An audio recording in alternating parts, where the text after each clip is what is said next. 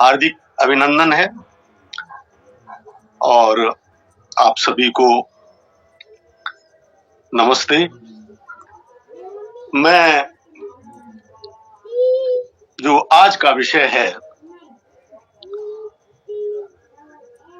वो आपको सबसे पहले स्पष्ट कर दूं कि 2 सप्ताह पूर्व हमने जो कक्षा ली थी उसमें वेदांग ज्योतिष का विषय रखा था और उसकी यथासंभव प्रारंभिक ही नहीं अपितु एक विशद दृष्टिकोण की सारी जानकारी हमने आप लोगों को स्पष्ट की थी। आज हम उसी विषय को या उसी विषय से जुड़ी हुई और कुछ पंचांग गणना के विषय में जो केंद्रीय बिंदु हैं उनसे जुड़ी हुई सूचनाएं आपको देने जा रहे हैं। आज का जो शिक्षण है ये एक प्रकार से सूचनाओं का शिक्षण है। ये सूचनाएं आपको गणितीय ज्ञान के बारे में और पंचांग गणना विधा के बारे में एक वास्तविकताओं से जानकार कराएंगी। तो आइए आज हम वेदांग ज्योतिष के ही वेदांग ज्योतिष जो पुस्तक वेदांग ज्योतिष है वो उसी के 2 श्लोकों से आज की कक्षा को आरंभ करेंगे। वेदाहि यज्ञार्थमभि प्रवृत्ता कालानुपूर्व्या विहितासि यज्ञा तस्मादिदं काल विधान शास्त्रम यो ज्योतिषं वेद स वेद यज्ञाम् यो ज्योतिषं वेद स वेद यज्ञाम् माघ शुक्ल प्रपन्नस्य पौष कृष्ण समापिनाम् युगस्य पंचवर्षस्य काल ज्ञानम् प्रचक्षते माघ शुक्ल प्रपन्नस्य पौष कृष्ण समापिनाम् युगस्य पंचवर्षस्य काल ज्ञान प्रचक्षते। ओम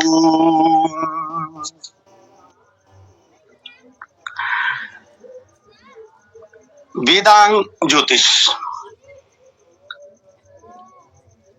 ज्योतिष के क्षेत्र में गणितागत रूप से रखी गई प्रथम रचना और उस काल में जब ये लिखी गई होगी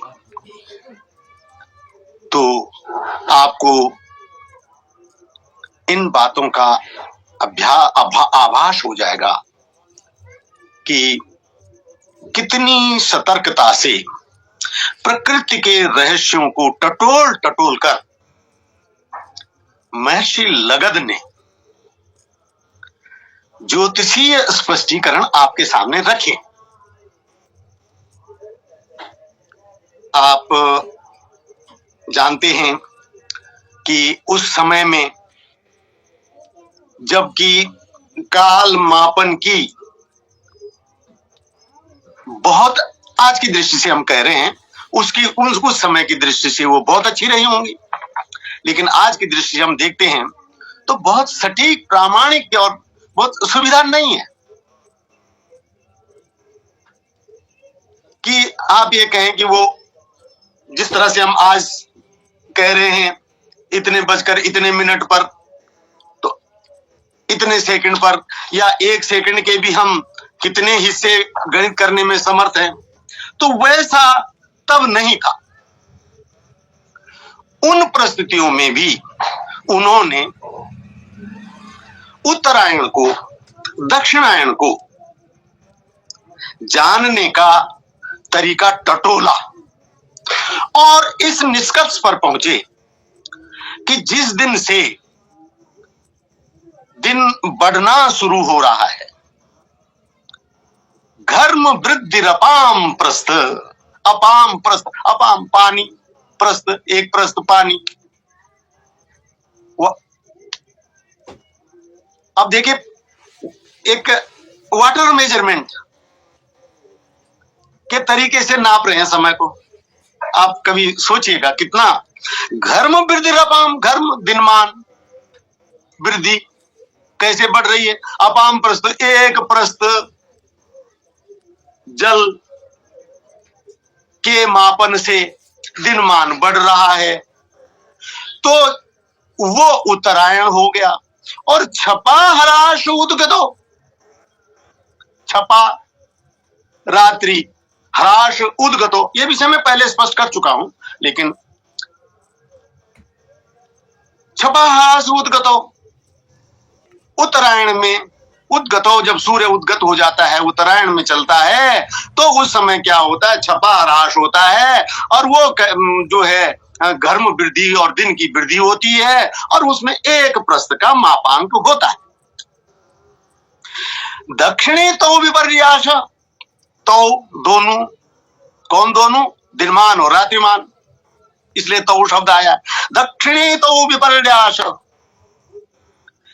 कि दक्षिणायन में उनका विपर्यास, विपर्य होता है, यानी जो बढ़ रहा है वो घटना होता है, जो घट रहा है वो बढ़ना शुरू हो जाता है।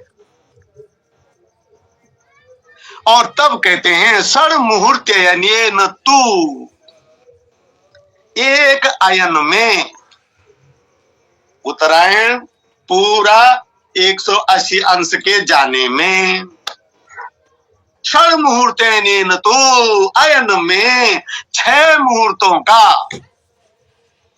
अंतर हो जाता है, रात्रिमान में और दिनमान में। आज हमारे पास बहुत सुंदर गणितीय फॉर्मूले हैं। अभी हम इसके बाद आपका सूर्योदय सूर्यास्त की गणित को शुरू करने वाले हैं, अगले कोशिश करेंगे अगले रविवार से, और आप देखेंगे कि एक एक अंग सूर्योदय के लिए जो हमें लेना होता है, एक एक चीज को किस तरह से आज आप गणित कर रहे हैं और किस शुद्धता के साथ आप उसको जान रहे हैं।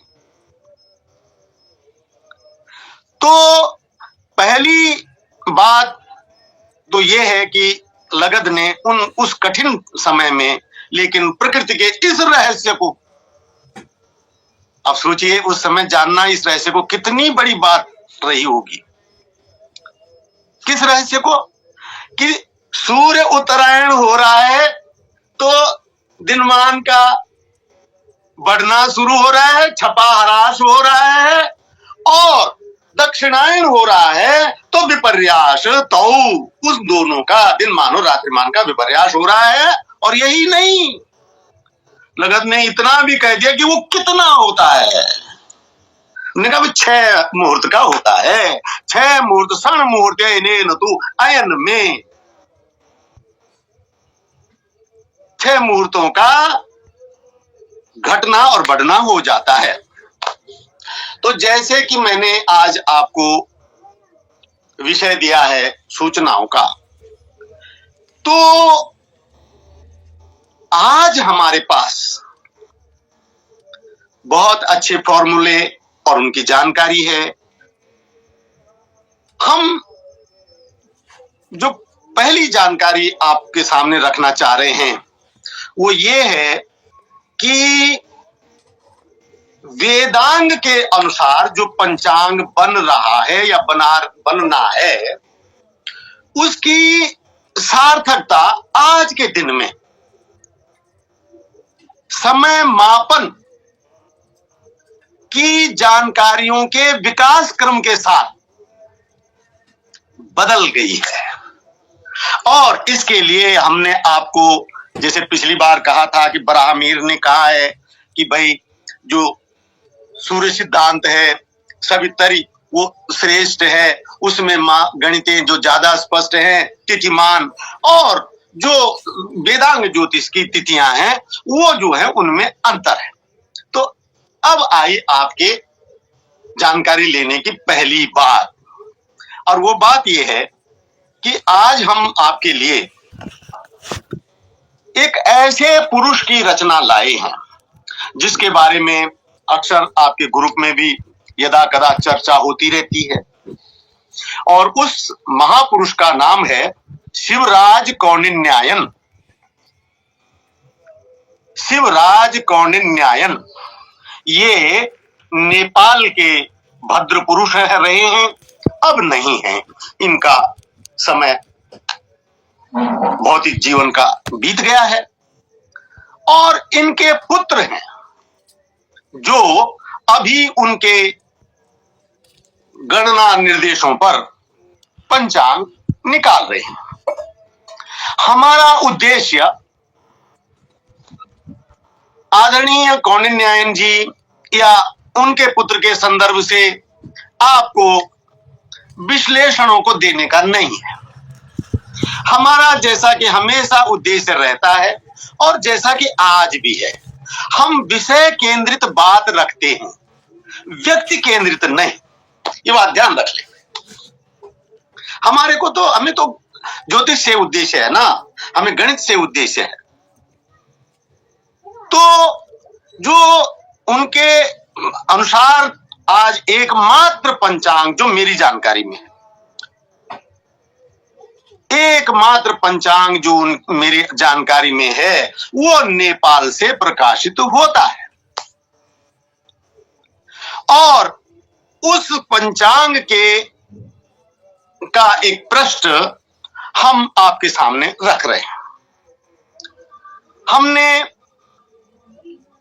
पहले भी आपको पिछले वक्तव्य में बहुत सारे तथ्यों पर जानकारी दी हुई है। इस पृष्ठ को आप सभी बड़े अच्छे से देख लें। और ये जो पंचांग है ये बिल्कुल इस वर्ष का है। ये मतलब ये जो अगला संवत हमारे उसमें चल रहा है, और उनका ये करीब करीब मध्य का है। उनका मध्य का इसलिए है क्योंकि उनका जो ये पंचांग है ये उत्तरायण से शुरू होता है, क्योंकि वैदिक पंचांग में माघ शुक्ल प्रपन्नस्य, माघ शुक्ल से करने की बात है, तो वहां से शुरू होता है। हमारे ये पंचांग में संवत 281 का के पृष्ठ का नहीं है, हमारे ये पंचांग में आएगा संवत 2082 में। लेकिन हम आपको इसकी तारीख दे सकते हैं, और वो है, इसकी तारीख है 23 अगस्त से 6 सितंबर की। 23 अगस्त से 6 सितंबर का ये पंचांग है। और जैसा कि मैं कह चुका हूं कि इससे बड़ा उदाहरण आपको क्या दिया जा सकता है कि उनके स्वयं के सुपुत्र के द्वारा ये पंचांग गणित है, और सारी चीजें जो भी हैं वो सब उनके द्वारा हैं। तो आप इसमें देखेंगे कि सबसे पहले देखेंगे आप कि 23 अगस्त को वेदांग ज्योतिष के अनुसार इसमें प्रतिपदा दी हुई है। वेदांग ज्योतिष के अंदर अनुसार प्रतिपदा दी हुई है। और जो लौकिक तिथि है, पहली बात तो यह है कि 23 अगस्त को प्रतिपदा, अब आज के पंचांगों में आप अपने भारत के पंचांगों को देखेंगे, श्री मोहन कृति आर्ष पत्रकम को देखेंगे, तो आपको वहां प्रतिपदा नहीं मिलेगी। अब जानने की बात यह है कि सिद्धांत वही है कि प्रतिपदा कहां से कहां तक होती है और प्रतिपदा का होना किन ग्रहों पर आधारित है। आपको पता है कि सूर्य और चंद्रमा के परस्पर दूरी का जो विभाजन है ये है तिथि। तो सवाल इस बात का है कि हम उस दिन अगर शुक्ल प्रतिपदा कह रहे हैं तो आप उस दिन अमावस क्यों कह रहे हो? कैसे हो सकता है ये कि आप उस दिन अमावस कह रहे हो? लौकिक तिथि जो है वो अमावस है और वैदिक तिथि यानी वेदांग के अनुसार वो प्रतिपदा बता रहे हो। तो अब ये उनको क्यों करना पड़ा है? ऐसा नहीं कि उन्होंने गलत कर रखा है, मैं फिर भी कह रहा हूं कि वो भी एक समन्वय को तलाश रहे। आचार्य जी जिन्होंने ये पंचांग बनाया है वो बहुत बड़े ज्योतिष विशेषज्ञ पिता के पुत्र हैं और स्वयं भी ज्योतिष के बहुत अच्छे ज्ञाता हैं, स्वाभाविक है। तो बड़ा उन्होंने ये समन्वय ढूंढने की कोशिश की है। समन्वय ढूंढने की कोशिश की है कि प्रतिपदा भी लिख दो और अमावस भी लिख दो।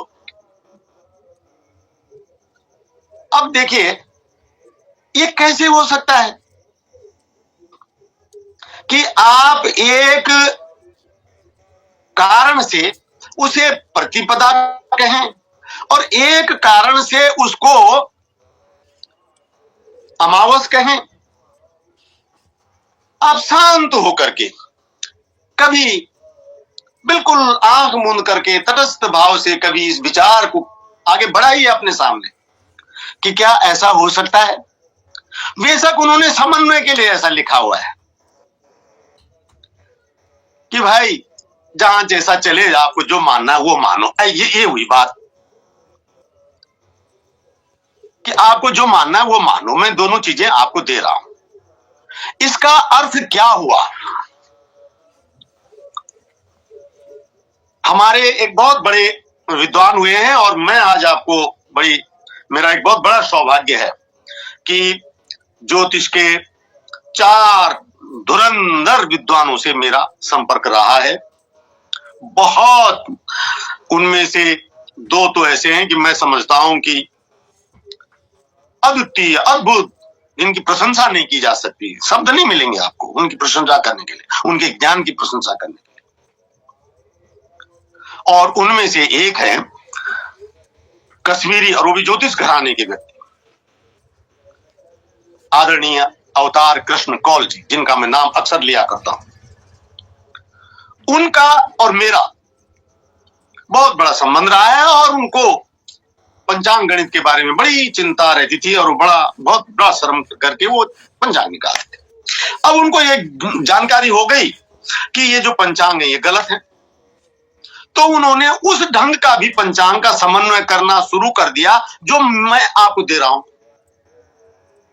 तो मैंने उनसे कहा कि वैसे तो मैं आपको सुझाव देने की स्थिति में नहीं हूं किसी भी तरह से, लेकिन आप पुराने ढंग का भी पंचांग दे रहे हैं और नए ढंग का भी दे रहे हैं। आप लोगों को न इधर का छोड़ रहे हैं न उधर का छोड़ रहे हैं। लोग क्या कहेंगे, कैसे मानेंगे क्या सही है? तो उनको मेरी बात से कुछ लगा और मैं आज आपको ये कृतज्ञता व्यक्त कर रहा हूं कि आज मैं जो पंचांग भारत की जनता को दे पाया हूं, श्री मोहन कृति आर्ष तिथि पत्रक, इसको देने में उनका बहुत बड़ा योगदान है। उन्होंने कहा ये सब तो मेरे से अब नहीं होता, आपको करना है तो करो और नहीं तो ये विषय यहीं गया। खैर इन बातों पर मैं सिर्फ इतना बताना चाह रहा था कि उन्होंने भी भारत में ऐसी एक व्यवस्था बनाई कि वो पुराने पंचांग की भी बात कर दो, जो निरयन, जो नकारात्मक, जो अशुद्ध पंचांग है, और इनको भी दे दो जो शुद्ध पंचांग है, दोनों दे दो। अब ये तो या तो तब हो सकता है जबकि जिसको हम पंचांग दे रहे हैं वो स्वयं भी निर्णय में सक्षम हो और वो ये समझे हमारे बराबर का ज्ञान रखता हो, और अन्यथा तो वो कंफ्यूजन में पड़ेगा। तो ठीक वही स्थिति यहां भी है। अब आप देखेंगे, आगे चलिए, आप थोड़ा सा आगे चलिए। अब ये देखिए कि इन्होंने 23 अगस्त को एक तरफ लिखा है अश्लेषा, अश्लेषा नक्षत्र लिखा है, आप देख रहे हैं, उसे राउंड कर रहे हैं हम, ये है वैदिक नक्षत्र, ये लिखा है आश्लेषा। और उसी के आगे दृक नक्षत्र लिखा है मघा। अब आप ही बताइए कि मैं क्या समझूं मैं क्या समझूं कि मुझे जिस दिन के नक्षत्र बता रखे हैं मैं आश्लेषा समझूं या मघा समझूं? और अगर आश्लेषा है तो उसकी कर्क राशि होगी, अगर मघा है तो उसकी सिंह राशि होगी। ऐसी और भी बातें हैं, उन पर न जाते हुए मैं ये कहना चाह रहा हूं कि ये जो पंचांग दिया गया है, ये हर बात में दो दो बातें जोड़ के दे रहा है। दो दो बातें जोड़ के देना आज बिल्कुल भी उचित नहीं है। इसका अर्थ हमारे जो लोग हैं, जो ज्योतिष के बारे में परिपक्व जानकारी नहीं रखते हैं, वो हमें क्या कहेंगे, क्या सोचेंगे? वो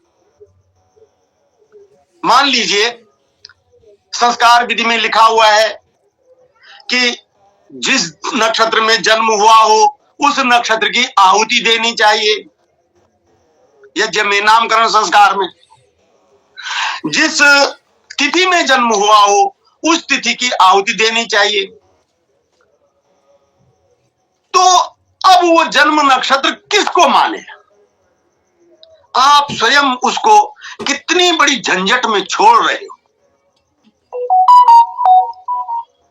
ये बिल्कुल औचित्यपूर्ण बात नहीं है। बेशक आप वेदांग ज्योतिष का पंचांग दीजिए, बिल्कुल दीजिए, कोई बात नहीं। सत्य निर्णय और असत्य निर्णय तो आगे चलकर भी चलता रहेगा। प्रयास शुरू होते हैं, उन प्रयासों को मजबूती मिलती है कालक्रम के कारण। हमने वैदिक पंचांग दिया है तो हमको कौन सी आज ही सब कुछ सारी प्रतिष्ठा मिल गई है पंचांग को? ये भी तो प्रतिष्ठा के मार्ग पर है। धीरे धीरे समझेंगे।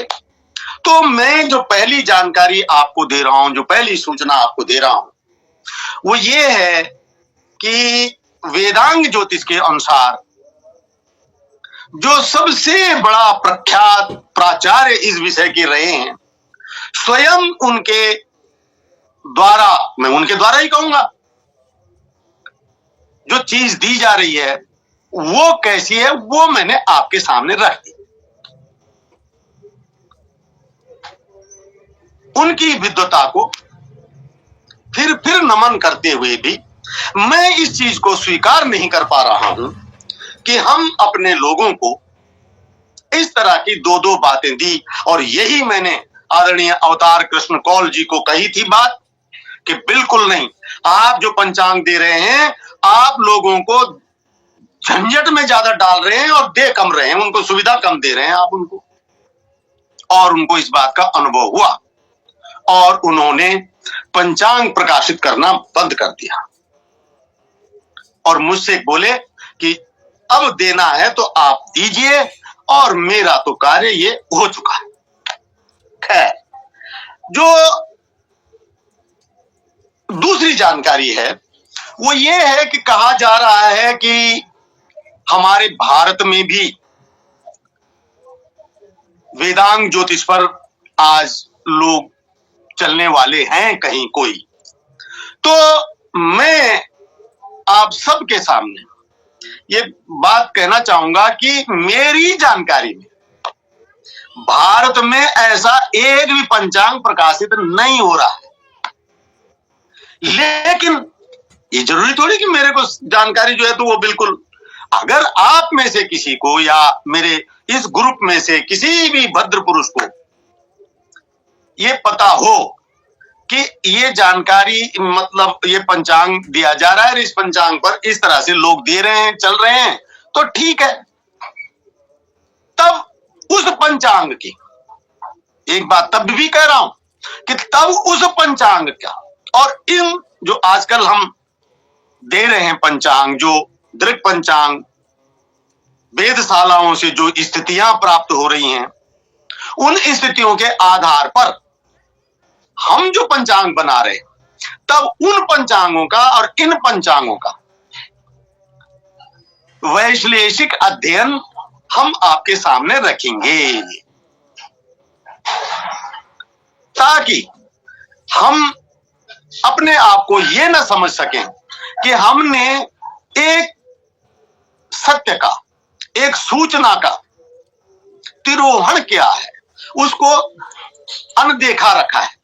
न ये बात आपको मिलेगी और न ये बात हमारे ज्ञान में रहेगी। तीसरी बात, अब तीसरी सूचना दे रहा हूं कि जो संपात और अयन बिंदु हैं, ये बिंदु मैं नहीं अपितु मेरे से पूर्व बहुत सारे विद्वान और उनसे पूर्व हमारे सिद्धांत ग्रंथ और उससे भी पूर्व हमारे वेद हमको ये स्पष्ट निर्देश दिए हुए हैं। हमने नहीं देखा या हम नहीं जान पा रहे हैं तो हमारा दोष है। लेकिन शास्त्रकारों ने, स्वयं वेद ने ये सूत्र हमारे सामने रखे हैं। अब ये जो जानकारी है, इस जानकारी का जो पहला उपदेश है या पहला मंत्र है, वो है ऋग्वेद के पहले मंडल का 155वें सूक्त का और छठा मंत्र, छठा, सिक्स्थ, इस मंत्र को आप हमारे इस वर्ष के पंचांग में जो आपके पास पहुंचा हुआ है, आप में से बहुतों के पास पहुंचा हुआ है, और यहीं पर मैं एक छोटी सी सूचना आपको और भी दे दूं कि जो अगले संवत का पंचांग है हमारा, वो गणित हो चुका है, संपादित, प्रकाशित हो चुका है और आजकल वितरित किया जा रहा है। तो आप में से जो भी लोग पंचांग को लेना चाहें वो हमसे संपर्क कर लें। तो जो वर्तमान का पंचांग है उसके पृष्ठ 33 पर ये मंत्र है दिया हुआ। इस मंत्र में कहा गया है, चतुर्वी साकम नवतिम च नामभिश्चक्रम न वृत्तम व्यतीरम भी विपत बृहत् शरीरो विमान ऋक्वभि कुमार प्रत्येत्यावहम। ये मंत्र है। और इस मंत्र में वैसे तो हम प्रतिवर्ष वेद का एक विशेष मंत्र आपको ज्योतिष परक व्याख्या के साथ, खास बात यह है क्योंकि आप वेदों में, वेद व्याख्याओं में अन्यत्र भी इन मंत्रों को देखेंगे तो हो सकता है कि आपको अर्थ वैभिन्न नजर आए। हमारा जो अभिप्राय है वो ज्योतिष परक अध्ययन के अंतर्गत लिया गया अर्थ उससे है। चतुर्भी साकम नवतिम च नामभि चक्रम, तो इसको हमने लिया है नामाभि चतुर्भी साकम नवतिम। चक्रम न वृत्तम अर्थात क्रांति वृत्तम अस्ति तस्मिन् क्रांति वृत्तम बृहत् शरीरः विमिमानः युवा अकुमारः अर्थात विष्णु वेतीन अभिविपत ऋक्वभिः आह्वयामि प्रत्येति। ये अर्थ हमने लिया है और ये कहता है कि जो क्रांति वृत्त है इसमें 90 नवतिम च नाम भी चक्रम 90 अंश के 4 खंड हैं। अब आप देख लीजिए, 0 अंश पे संपात है, बसंत संपात, 0 अंश से 90 अंश पे दक्षिण है, दक्षिणायन। ये चित्र में आप समझ सकते हैं, 90 अंश से दक्षिणायन, यानी कि संपात के दिन सूर्य 0 अंश पर ही होगा पक्का, और 90 अंश पर दक्षिणायन में पहुंच जाएगा सूर्य। 0 से 90 दक्षिणायन हो गया। अब 90 से 180 तो शून्य के साथ रेखा में सूर्य आ गया और इस 180 अंश पे सूर्य जो है वो शरद संपात बनाएगा। अब जब शरद संपात से फिर आगे बढ़ेगा 90 अंश तो शरद संपात 180 पे हुआ, 180 पे आप 90 जोड़िए तो 270 अंश हो गया। इस 270 अंश में अब मकर में आ गया, 270 अंश माने मकर, अब मकर में आ गया तो उत्तरायण हो गया। तो ये जो 4 खंड हैं बहुत सुंदर, बड़े अच्छे से दिखाया जा रहा है आपको। 90 अंश का बसंत संपात, यहाँ बसंत संपात से और दक्षिणायन 90 अंश का अंतर, प्रथम खंड नवतिम च 90 अंश का, चतुर्भी 4 भाग हो गए। पहले भाग में 90 अंश का तो दक्षिणायन पे पहुंच जाएगा। अब 90 अंश से फिर 90 चलेगा तो 180 अंश होगा, 180 अंश होगा तो बिल्कुल सीधी रेखा में आ जाएगा। और जब आप ये देख रहे हैं कि जब सूर्य सीधी रेखा में आमने सामने 0 अंश और 180 अंश पे होगा तो उसमें दिन और रात बराबर होंगे। ये उसका एक दृक वो हो गया प्रमाण, दृक्सिद्ध प्रमाण हो गया। आप उस दिन भूमध्य रेखा क्षेत्र पे जाएंगे तो आप देखेंगे कि वस्तुओं की छाया ही नहीं बन रही है। अब ये क्या हो गया, ये ऑब्जर्वेशनल एक्सपेरिमेंट हो गया। आप खुद चल रहे होंगे, आपकी छाया आपके पैरों के नीचे होगी, आपकी छाया ही नहीं होगी। तो जब सूरज ठीक आपके ऊपर आ जाएगा तो छाया ठीक नीचे होगी। और जब आप उत्तरायण दक्षिणायन पे जाएंगे, आप जैसे कर्क संक्रांति पे जाएंगे, आप ये उज्जैन भोपाल ये हमारे कर्क रेखा में पड़ते हैं। ये स्थान जो उज्जैन की ऑब्जर्वेटरी है वो कर्क रेखा पे बनाई गई है। जब वहां जाएंगे तो आप देखेंगे कि आपकी छाया वो उत्तर को, दक्षिण में सूर्य है तो उत्तर को, और उत्तर में सूर्य होगा तो दक्षिण को, वो लंबी बनेगी, बड़ी से बड़ी होगी वो। आपने जान लिया, देख लिया आपने। इसी को तो दृक कहते हैं। प्रैक्टिकल बात है, प्रैक्टिकली आपको मिल रहा है जानकारी। तो चतुर्भी साकम नवतिम च नाम अभिचक्रम न वृत्तम व्यतीरम विपिपत और बृहत् शरीरो विमानः ऋक्विर कुमारः प्रत्येत्या वहम हवम। ये वेद का मंत्र है और इस मंत्र से हमने ये जाना, फिर बाद के शास्त्रियों ने हमें और ज्यादा व्याख्या दी है। और मैं आज आपको एक बात और भी सूचना देना चाह रहा हूं। बहुत सारे लोगों को यह है कि पुराण में, इतना पुराण में, वो ठीक है कि पुराण में कुछ बातें जो हैं वो मतलब ऐसे ढंग से हैं कि हम उन्हें न समझा सकते हैं न समझ सकते हैं, मैं मानता हूं इस बात। लेकिन गणितीय रूप से पुराणों में जो कुछ भी कहा गया है, मैथमेटिकली जो कुछ भी कहा गया है, उसमें मुझे तो गलत दिखा नहीं। अभी मेरी बात हो सकती है।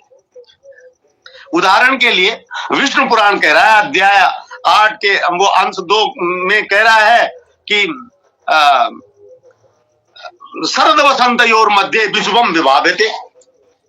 शरद और बसंत ऋतु के बीच में विषुव होता है और उसके लिए व्याख्या दे रहे हैं विष्णु पुराण वाले कि समरात्रि दिनम तु तत्। कि उस दिन समरात्रि होगी, समरात्रि और दिन होगा, समरात्रि दिनम तो तत्, ऐसा लिखा है उसमें। अब मैं कैसे कह दूं? तो आप चाहे सिद्धांत ग्रंथों में देखें, गणितीय तौर पर, तो भ्रामकता में कहीं कोई बात नहीं लिखी गई है। हाँ, फिर धीरे धीरे धीरे धीरे वर्तमान समय में बहुत सारी बातें जुड़ गई और पंचांग कहां से कहां के लिए किस दिशा में चले गए। तो पहली जो सूचना मैंने आपको दी है वो दी है कि वैदिक मार्गदर्शन में हमको संपात और अयनों से जोड़कर ही ऋतु व्यवस्था को लेने की बात कही गई है।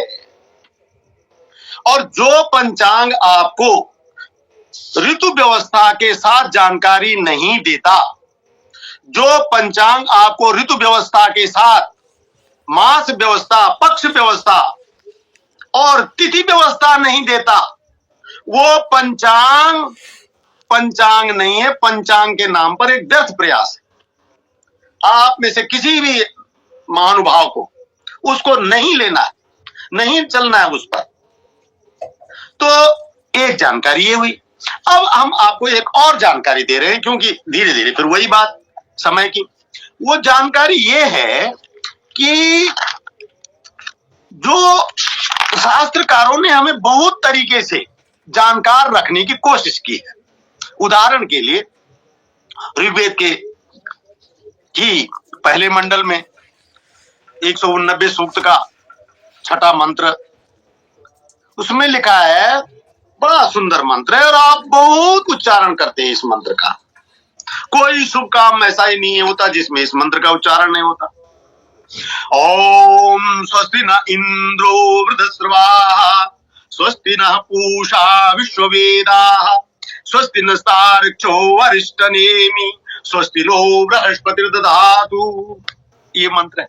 अब आप देखिए यहां, अब इस चित्र के अनुसार स्वस्ति न इंद्रो, और इंद्र जो है वो किस नक्षत्र का स्वामी है? इंद्र नक्षत्र जो चित्रा नक्षत्र का स्वामी है। देखिए कामना की गई है कि चारों तरफ से 4 स्तंभों को प्रमाण मान करके, साक्षी मान करके और कल्याण की कल्पना की गई। आपका स्वस्ति न, भगवान आपका भला हो। कौन करे भला? तब कहे इंद्रो वृधस्रवाः, वो आपका भला करे। स्वस्ति न पूषा विश्ववेदा स्वस्ति नस्तार्क्ष्यो अरिष्टनेमि स्वस्ति नो बृहस्पतिर्दधातु। तो ये जो है, ये 4 बिंदु हैं। जो पहला इंद्रो, तो इंद्र जो है वो चित्रा नक्षत्र का स्वामी। फिर आया पूषा, ये रेवती नक्षत्र का स्वामी है। फिर आया त्रिक्ष, ये श्रवण नक्षत्र का स्वामी है, इसका विष्णु भी नाम है। और ये जो हमने पंचांग में दिए हुए हैं आप वहां भी देख सकते हैं। फिर आया बृहस्पतिर्दधातु, ये पुष्य नक्षत्र का स्वामी है। और इनको अगर आप एक गोल रेखा बना करके इनको अब आज के मान है, देखिए एक बात आप ये भी ध्यान रखें कि नक्षत्रों के जो अंश हैं ये आज जो हैं वो 2 साल बाद यही ठीक नहीं होंगे, 3 साल बाद, 4, 70-71 साल बाद बदल जाएंगे, बिल्कुल ही पूरा अंश ही बदल जाएगा। कला विकलाओं के रूप में अंतर आता रहेगा। तो आज की स्थिति में आप अब देखें तो ये पुष्य नक्षत्र 128 अंश पे, इससे बैक अगर आप करीबन 20-30 अंश जाएंगे तो 90 अंश वाला हिसाब बनता है। उसके बाद चित्रा नक्षत्र आज 204 पर है, इसे बैक जाएंगे तो 180 अंश वाला स्थिति आती है। अब उसके बाद रेवती नक्षत्र ये 20 अंश का है, इससे अगर आप उधर पीछे जाएंगे ये 270 अंश पर है, इससे पीछे 204 पे, इसे पीछे जाएंगे तो 180 के करीब आते हैं।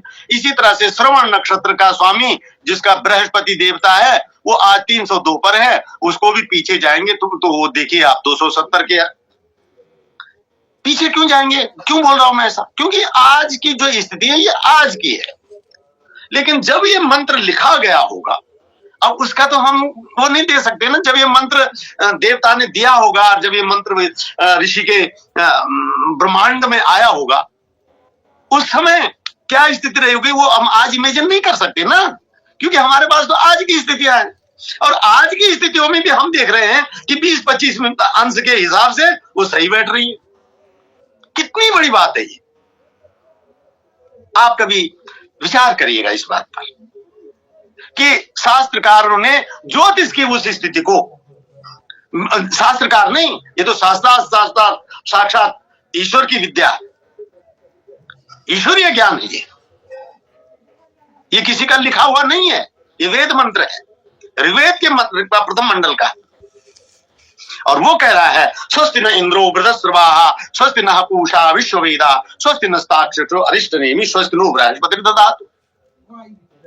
अब एक और बात आपको, एक और जानकारी देता हूं कि आप यज्ञ करते हैं, हवन करते हैं, आप सबसे पहले आपने संकल्प वाचन किया, ईश्वर को साक्षी करके आपने कहा आज मैं ये कर रहा हूं। फिर आपने अग्नि का आह्वान किया, ओम भूर्भुवः स्वः ओम भूर्भुवः देवरिम भूम्ना पृथ्वी परिम्ना तस्यास्ति पृथ्वी देवी पृष्ठे अग्निमन्नात्मन्नात्याया दधे। आपने अग्नि को प्रस्थापित कर दिया। अब अग्नि को प्रतिष्ठा करने के बाद आपने 3 मंत्रों से 3 संविधाएं दी।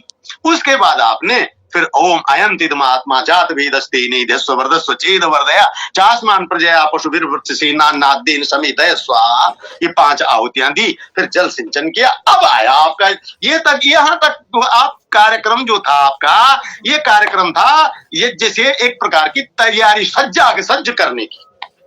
अब जब यज्ञ की विशिष्ट आहुतियां शुरू हुई तो आपका जो पहला मंत्र है ये होता है ओम अग्नये स्वाहा, पहला मंत्र है।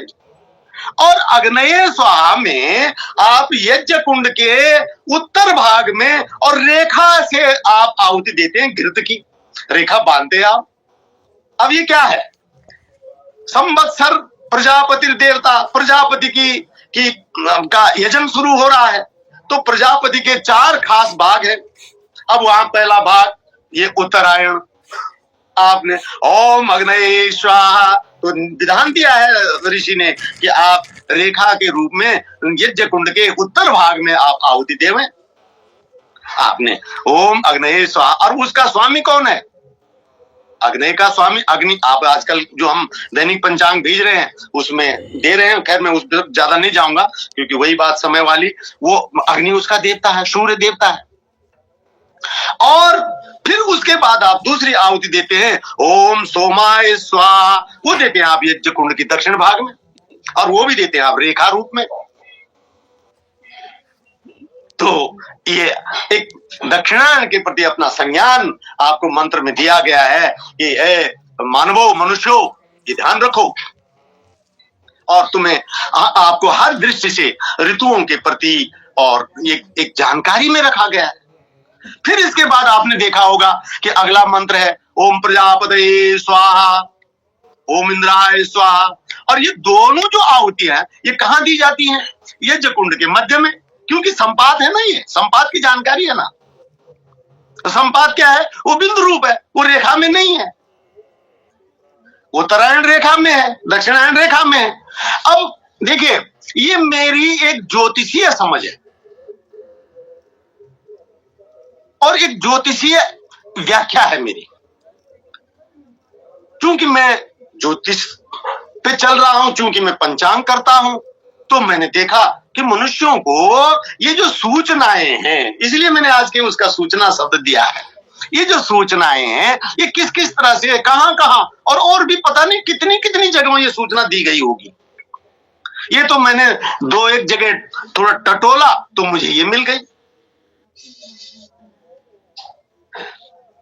इस प्रकार से मैंने जो पिछले वक्तव्य में आपको अपनी बातें कही हैं, उन बातों के साथ चलते हुए आज के वक्तव्य को, आज के शिक्षण वक्तव्य को आपने लेना है, समझना है, और इस बात को समझना है कि आज की जो दृढ़ गणित है वो केवल और केवल जो हमारा वेद सिद्ध गणित है, जो प्रैक्टिकली दिख रहा है, जिसको हम आसानी से ऑब्जर्व कर पा रहे हैं, उस पर आधारित है। और उस आधार पर बना हुआ पंचांग आज की तारीख में भारतवर्ष में, विश्व की जानकारी मुझे है नहीं और मैं समझता हूं कि शायद कहीं होगा भी नहीं, लेकिन भारत में श्री मोहन कृति आर्षपत्रकम ही एकमात्र पंचांग है। एक सूचना है, आप अपने ढंग से इसको देख सकते हैं, परख सकते हैं। मैंने आज जितना भी कुछ आपको बताने की कोशिश की है, उसमें आपको ये ही सूचना मैंने दी है कि वेदांग ज्योतिष के अनुसार भी जो पंचांग बन रहे हैं वो भी दो दो तथ्यों को दे रहे हैं, वो भी एक चीज पे स्थिर नहीं है। और इस स्थिति को आप समझ सकते हैं कि आप इसे क्या कह सकते हैं, कैसे समझ सकते हैं। बाकी मैं सब आपके ज्ञान पर, आपके अध्ययन पर, आपके अनुभव पर छोड़ते हुए आज की कक्षा को संपन्न करता हूं। आप सबका बहुत बहुत धन्यवाद। नमस्ते।